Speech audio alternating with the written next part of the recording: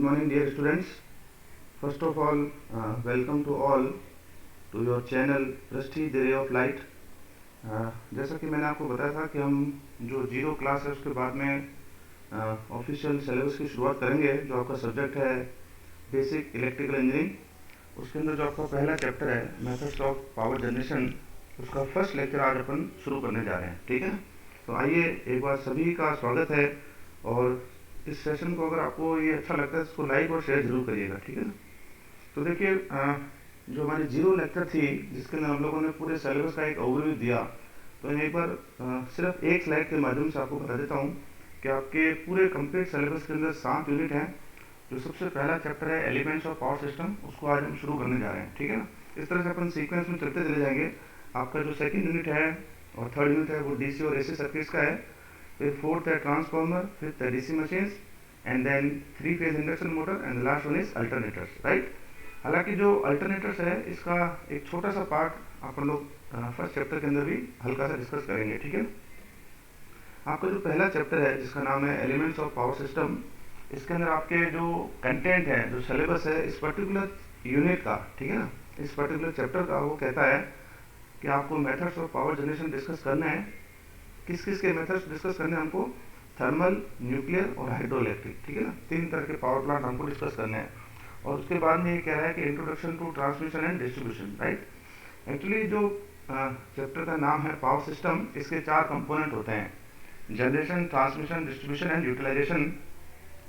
तो इस सिलेबस के अंदर हमारे 3 टॉपिक इन्होंने कवर किए हैं, जिसके अंदर जनरेशन वाले पार्ट में केवल 3 स्कीम हमको डिस्कस करनी है, और ट्रांसमिशन और डिस्ट्रीब्यूशन का भी केवल हमारे को इंट्रोडक्टरी पार्ट ही डिस्कस करना है। ठीक है ना। तो आइए शुरुआत करते हैं।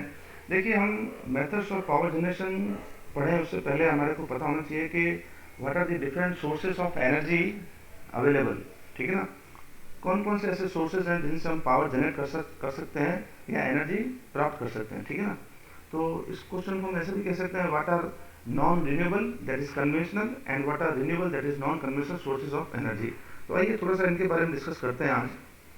देखिए, एनर्जी के वो सोर्स जो नेचर के अंदर अवेलेबल है बट लिमिटेड क्वांटिटी के अंदर है। ठीक है ना। And they can not be replenished by any natural process. उनको हम नेचुरल प्रोसेस से पावर में कन्वर्ट नहीं कर सकते। And these are known as non renewable sources of energy. ठीक है ना। And these are exhaustible sources of nature. Exhaustible का मतलब होता है कि ये स्थायी रूप से हमारे पास अवेलेबल नहीं है, ये समय के साथ खत्म हो जाता है, because they get exhausted by normal human activity over a certain period of time. ठीक है ना। इनको हम कहते हैं नॉन रिन्यूएबल या फिर कन्वेंशनल सोर्सेज ऑफ एनर्जी। अब इसके जो एग्जांपल्स हैं वो है आपका कोल, पेट्रोलियम, नेचुरल गैस, ये सब फॉसिल फ्यूल्स की कैटेगरी में आते हैं। और अगर आप फिजनेबल मटेरियल्स की बात करें तो यूरेनियम काम आता है, जैसे कि न्यूक्लियर पावर प्लांट का ये बेसिक फ्यूल है। ठीक है ना। तो ये कुछ एग्जांपल्स हैं नॉन रिन्यूएबल के, यानी कि कन्वेंशनल सोर्सेज ऑफ एनर्जी के। ठीक है ना। अब जो दूसरे सोर्सेज हैं हमारे पास, रिन्यूएबल सोर्सेज ऑफ एनर्जी, ये जस्ट उसके अपोजिट हैं। ये भी नेचर में अवेलेबल हैं but these are unlimited in quantity, कभी भी खत्म नहीं होंगे ये। ठीक है ना। And they get replenished through some natural process से हम एनर्जी में कन्वर्ट भी कर सकते हैं। ठीक है ना। And further they are inexhaustible, ये कभी भी खत्म नहीं होंगे, because and they do not get exhausted, ये कभी भी खत्म नहीं होने वाले हैं। ये जिसको हम रिन्यूएबल कहते हैं, अक्षय, जिनका कभी भी क्षय नहीं होगा। ठीक है ना। And they are sustainable nature, rather चिर स्थायी जिसे कह सकते हैं, वो वाले ये सोर्सेस हैं। तो कौन कौन से एग्जांपल्स इसमें हो सकते हैं वो देखिए आप। आपका है wind, water, solar radiations, geothermal. Geothermal का मतलब जो हीट एनर्जी अवेलेबल है इनसाइड द अर्थ। जियो का मतलब होता है अर्थ। ठीक है ना। आपका बायोमास है, जो कचरे से एनर्जी बनती है। ओशन वेव्स हैं, है ना, टाइडल पावर प्लांट इसके कैटेगरी में आता है। ये कुछ एग्जांपल्स हैं रिन्यूएबल एनर्जी सोर्सेज के। ठीक है ना। अब जो मोटे मोटे तौर पे हम लोगों ने ये सोर्सेज देख लिए हैं, तो हमारे इंडिया की अगर हम बात करें तो मेजोरिटी ऑफ दी सोर्स से जो पावर जनरेट होती है वो आज की तारीख में कोल से ही होती है, अराउंड 60%। ठीक है ना। अब जो इनका अगर हम कंपेरिजन अगर आपसे एग्जाम में पूछा जाए कि what are the disadvantages of non renewable energy, मतलब जो पहले वाले सोर्सेज है कन्वेंशनल, उनके क्या डिसएडवांटेजेस हैं? सबसे पहला डिसएडवांटेजेस है कि ये लिमिटेड क्वांटिटी में अवेलेबल है। ठीक है ना, क्योंकि ये समय के साथ खत्म हो जाएंगे। अभी रिसेंटली आप लोगों ने सुना होगा कि जो एनर्जी क्राइसिस आया था, पावर क्राइसिस आया था, उसके अंदर कोल की अवेलेबिलिटी कम हो गई थी। ठीक है ना। तो ऐसा प्रिडिक्ट किया गया है कि in coming 100 to 150 years this coal will not be available to us, ठीक है ना। और दूसरा है कि अगर हम इन सोर्सेज को, हालांकि हम काम में ले रहे हैं, बट ये सोर्सेज जो है ये एनवायरनमेंट को पोल्यूट कर रहे हैं, डैमेज कर रहे हैं, कार्बन डाइऑक्साइड एमिशंस इनके द्वारा हो रहा है, ग्लोबल वार्मिंग के इश्यूज हैं, ठीक है ना। और दूसरा है कि जो पॉपुलेशन है वो भी हमारी कंटिन्यूस बढ़ रही है, पॉपुलेशन बढ़ेगी इसका means demand of energy is also increasing. तो बहुत सारी ऐसी चिंता का विषय हमारे सामने है कि जो मेजर सोर्सेज ऑफ एनर्जी है वो आज की तारीख में ये फॉसिल फ्यूल्स बेस्ड है, जैसा कि कोल है। मैंने आपको कहा कि अराउंड 60% एनर्जी कोल से जनरेट होती है, और दूसरी तरफ हम कह रहे हैं कि ये सोर्स अब खत्म हो जाएगा। तो अब अगर ऐसी परिस्थितियां हैं तो हमारे को दूसरे सोर्सेज की जरूरत पड़ेगी आने वाले टाइम में, और गवर्नमेंट और प्राइवेट कंपनियां बहुत काम कर रही है उसके लिए, ठीक है ना। तो हमारे को दूसरे सोर्सेज अल्टरनेटिव देखने पड़ेंगे जो कि क्या हो, है नॉट हार्मफुल टू एनवायरमेंट हो, जो एनवायरमेंट को नुकसान नहीं पहुंचाए, और जो कि सस्टेनेबल हो, है ना, जो चिर स्थायी हो, जो कभी खत्म नहीं हो, राइट। तो इसीलिए renewable energy sources actually picture में आए, ठीक है ना।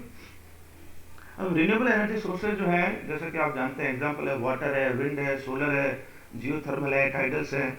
इनके एडवांटेजेस क्या क्या हैं, ठीक है ना। तो सबसे पहला एग्जांपल जो एडवांटेज है वो इनके नाम में छुपा है, रीन्यूएबल, यानी कि अक्षय। क्षय का मतलब होता है खत्म होना, और इनके आगे अ लगा हुआ है, मतलब ये कभी भी खत्म नहीं होंगे, ठीक है ना। और दूसरा है ये सस्टेनेबल है।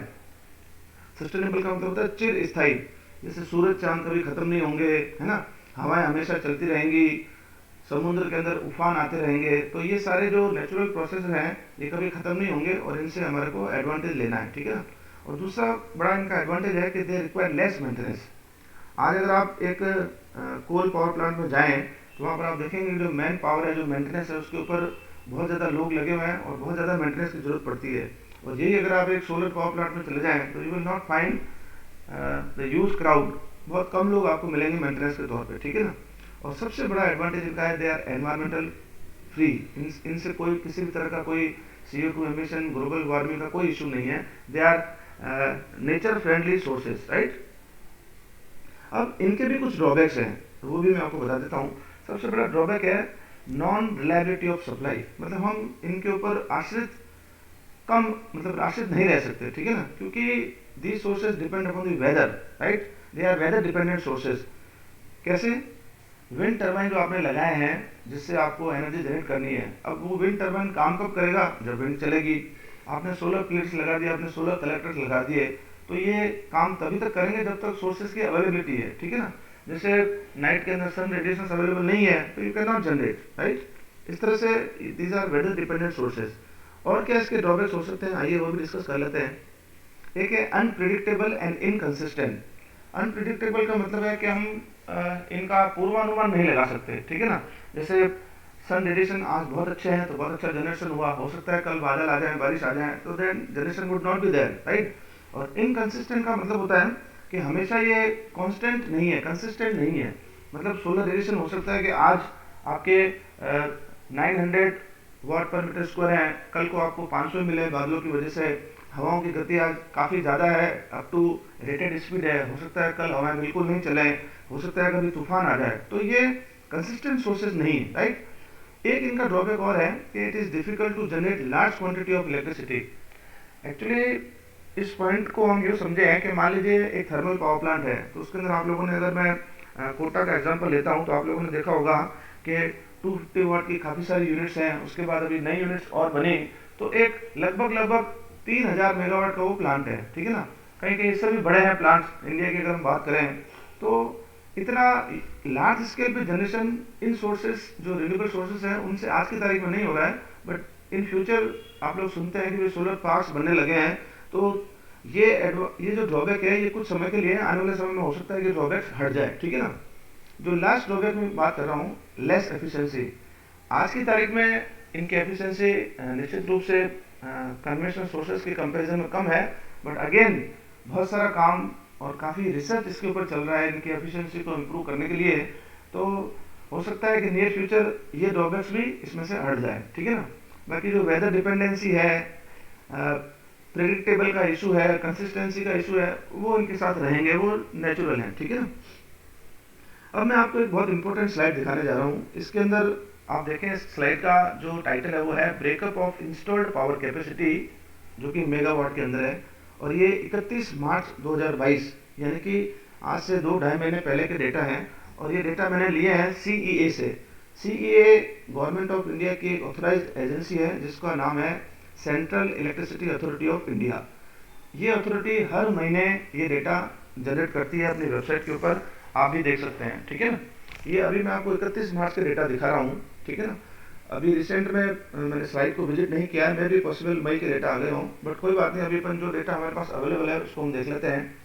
देखिए इसके अंदर जो टोटल इंस्टॉल्ड कैपेसिटी है इंडिया की वो अप्रोक्सीमेट 400 गीगावाट है, ठीक है ना। ठीक, यानी कि लगभग आपके 40 लाख है ना मेगावाट हो गया ये, राइट। अब इसके अंदर जो थर्मल है वो है आपका 2,36,108 मेगावाट। मैंने आपको कहा था अराउंड 60% थर्मल है, यानी कि कोल, गैस और डीजल इनका सहयोग है, ठीक है ना। न्यूक्लियर पावर प्लांट एक फिक्स डेटा है कई सालों से, ये आपका 6,780 मेगावाट, और ये ओवरऑल परसेंटेज देखें तो लगभग 2% के आसपास है, राइट। हाइड्रो एक्चुअली मैंने रिन्यू आजकल गवर्नमेंट ने RES का मतलब होता है रिन्यूएबल एनर्जी सोर्सेज। और एक चीज़ मैं आपको और बता दूं, ये जो रिन्यूएबल एनर्जी सोर्सेज हैं इनके लिए गवर्नमेंट ऑफ इंडिया ने एक सेपरेट मिनिस्ट्री असाइन कर रखी है जिसका नाम है MNRE, that is ministry of new and renewable energy sources. और ये भी अपनी इस वेबसाइट के ऊपर जो रिन्यूएबल सोर्सेज हैं उनका पूरा डेटा रखती है, तो वहाँ पर भी आप विजिट कर सकते हैं।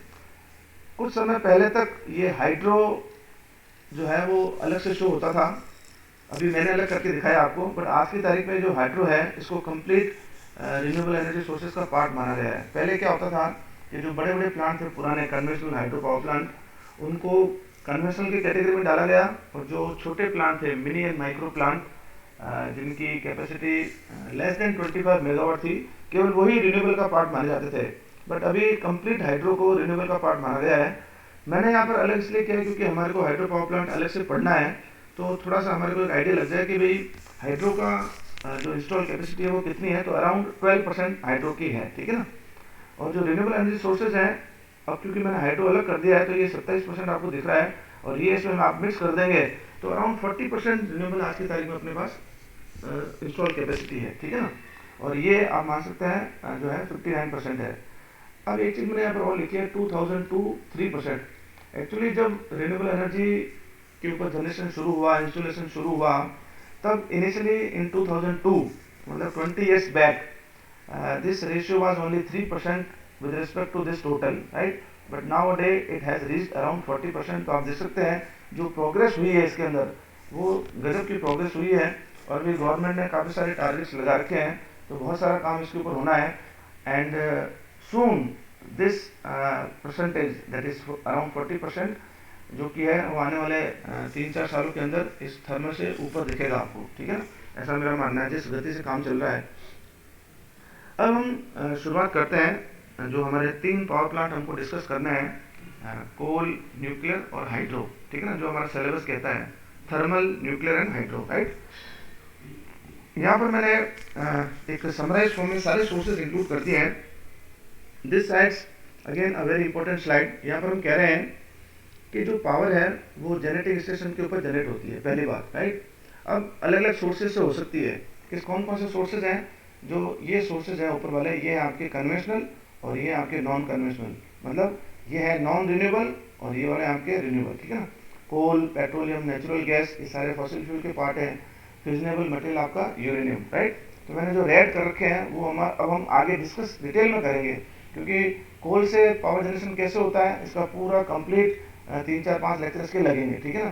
फिर अपन इसका भी डिस्कशन करेंगे न्यूक्लियर पावर प्लांट का, और जो नीचे वाले हैं ये wind, water, solar edition, geothermal, biomass, ocean wave etcetera, ये आपके रिन्यूएबल वाले हैं। और इसके अंदर हमारे को केवल जो वाटर बेस्ड पावर जनरेशन है that is hydro power plant, वो हम आगे डिटेल में डिस्कस करेंगे, ठीक है ना। तो कुल मिला के जो नटशेल में हम ये कह सकते हैं कि power is generated from number of sources like non renewable and renewable, but as far as our syllabus is concern हमारे को नॉन रिन्यूएबल के केस में 2 सोर्सेज पढ़ने हैं, कोल और यूरेनियम वाला, और जो रिन्यूएबल है उसके अंदर आपको केवल वाटर वाला रखना है, ठीक है ना। अगर आप कोल काम लेते हो सोर्स, तो उस प्लांट को हम कहते हैं थर्मल पावर प्लांट। अगर आप फिजनेबल मटेरियल यूरेनियम काम में लेते हैं तो उस पावर प्लांट को हम कहेंगे nuclear power plant. And if you are using water as a source of power generation then it would be termed as hydro power plant, right. तो ये हम डिटेल में डिस्कस करेंगे। अभी मैं इनका एक बेसिक आइडिया आप लोगों को दे देता हूँ कि जो पावर जनरेशन है वो इन जनरल स्कीम क्या है, ठीक है ना। तो देखिए ये एक पूरी बेसिक स्कीम है, ये हर एक पावर प्लांट के ऊपर ऑलमोस्ट लागू होती है जो कन्वेंशनल पावर प्लांट है बेसिकली, राइट। तो यहाँ पर आपके energy from different sources, it में बी कोल, यूरेनियम और इट में बी वाटर एनर्जी, राइट। यहाँ पर एक प्राइम मूवर, ये एनर्जी जाएगी प्राइम मूवर के पास में, ठीक है ना। ये बेसिकली आपका टर्बाइन है, जो हमारा सिलेबस है मैं उसके रेस्पेक्ट में ही बात कर रहा हूँ। तो ये एनर्जी, ये प्राइम मूवर यहाँ से एनर्जी लेगा, तो ये प्राइम मूवर एनर्जी जनरेट करेगा, टरबाइन घूमेगा, ठीक है ना। तो इसका जो आउटपुट है वो आता है mechanical, right.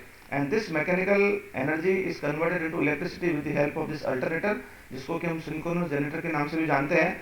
And this both devices, prime mover and alternator, they are mechanically coupled to each other. और जो अल्टरनेटर का आउटपुट है वो आपका 3 फेज सप्लाई है, जिसके 3 फेज होते हैं, आप जानते हैं RYB, that is red, yellow and blue. These are colour coding of the different phases of 3 phase supply. तो अब हम individually thermal power plant, nuclear power plant और हाइड्रो पावर प्लांट के अंदर यहाँ पर क्या क्या चेंजेस आएंगे वो देख लेते हैं, और उसके बाद आज की क्लास को अपन यही खत्म करेंगे। नेक्स्ट क्लास के अंदर जो है वो अपन जो थर्मल पावर प्लांट है उसकी शुरुआत करेंगे डिटेल के अंदर, देखिए। तो अब हम थोड़ा सा और इसको मैं बता देता हूँ। एनर्जी फ्रॉम सम सोर्स जो लिखा है, ये सोर्स कौन कौन से हैं, तो यहाँ पर कोल की एनर्जी होगी, कौन सी एनर्जी होगी, केमिकल एनर्जी। न्यूक्लियर एनर्जी होगी किसकी, यूरेनियम की, है ना। और पोटेंशियल एनर्जी होगी वाटर की, राइट। ये 3 सोर्स हमको डिस्कस करने हैं। अब जो प्राइम मूवर है मैं आपको बता चुका हूँ कि it is driven by the energy obtain from different sources. Burning of coal, steam generate होगी, टरबाइन चलेगा। By nuclear reaction, steam generate होगी, टरबाइन चलेगा। And by pressure of water, जो ऊपर हेड से अपन पानी को गिराएंगे तो पोटेंशियल एनर्जी ऑफ वाटर से आपका टरबाइन चलेगा। तो इस तरह से जो प्राइम मूवर है it will generate mechanical energy. And what alternator do? This alternator converts the output of this prime mover, that is turbine, that is mechanical energy, and this mechanical energy is converted into electrical energy with the help of alternator, जिसको कि हम synchronous generator के नाम से भी जानते हैं, right. अब तीनों का एक छोटा छोटा डायग्राम मैं आपको बता देता हूँ, फिर अपन खत्म करते हैं। ये देखिए एनर्जी फ्रॉम कोल, ये स्कीम जो है वो थर्मल पावर प्लांट की है, and this thermal power plant is also known as steam power plant, right. Energy from coal, coal को जलाया जाएगा और पानी से जो है स्टीम जनरेट होगी, और ये स्टीम टरबाइन आपका काम करेगा, और यहाँ पर आपका मैकेनिकल एनर्जी आएगी। और फिर इस केस में जो अल्टरनेटर काम आता है, जो सिंक्रोनस जनरेटर काम आता है, उसको हम कहते हैं टर्बो जनरेटर। इसको ऐसा क्यों कहा है, इसकी डिटेल हम बाद में बात करेंगे, ठीक है ना। नेक्स्ट है आपका न्यूक्लियर पावर प्लांट। यहाँ पर जो न्यूक्लियर फ्यूल है यूरेनियम, उसकी एनर्जी काम आ रही है, अगेन स्टीम टरबाइन, क्योंकि यहाँ पर भी स्टीम जनरेट होगी तो स्टीम टरबाइन काम आएगा। Mechanical output converted into electrical, same आपका टर्बो जनरेटर, राइट। यहाँ पर है लास्ट में आपकी है एनर्जी फ्रॉम वाटर। इस केस में पोटेंशियल एनर्जी ऑफ वाटर हम काम में लेंगे। इस केस में जो टरबाइन काम आता है उसको हम कहते हैं हाइड्रो टरबाइन, राइट। ये हम जब हाइड्रो पावर प्लांट डिटेल में डिस्कस करेंगे तो हम बताएंगे कि स्टीम टरबाइन हाइड्रो टरबाइन में क्या डिफरेंस है, ठीक है ना। टर्बो जनरेटर और हाइड्रो जनरेटर में क्या डिफरेंस है, ये सब हम बातें जब हम इंडिविजुअल प्लांट पढ़ेंगे तो हम डिटेल में डिस्कस करेंगे। तो फ्रेंड्स, आज मैंने आप लोगों को एक ओवरऑल पिक्चर पूरी बता दी है कि कितने प्रकार के सोर्सेज हैं जिनसे हम पावर जनरेट कर सकते हैं। पहली बात, राइट, 2 तरह के मैंने आपको बताया, conventional that is non renewable और non conventional that is renewable, right. अब हम सिलेबस की बात करें तो हमारे को 3 सोर्सेज डिटेल के अंदर पढ़ना है। पहला आपका कोल, फिर आपका यूरेनियम और तीसरा आपका वाटर। तो फ्रेंड्स, इनकी मैंने स्कीम भी आपको बता दी है। तो ये क्लास आपको कैसी लगी? अगर ये क्लास आपको अच्छी लगी है तो इसको लाइक और शेयर जरूर करें। नेक्स्ट क्लास के अंदर अपन थर्मल पावर प्लांट की डिटेल में शुरुआत करेंगे। Once again thanks a lot. जय हिंद, जय भारत।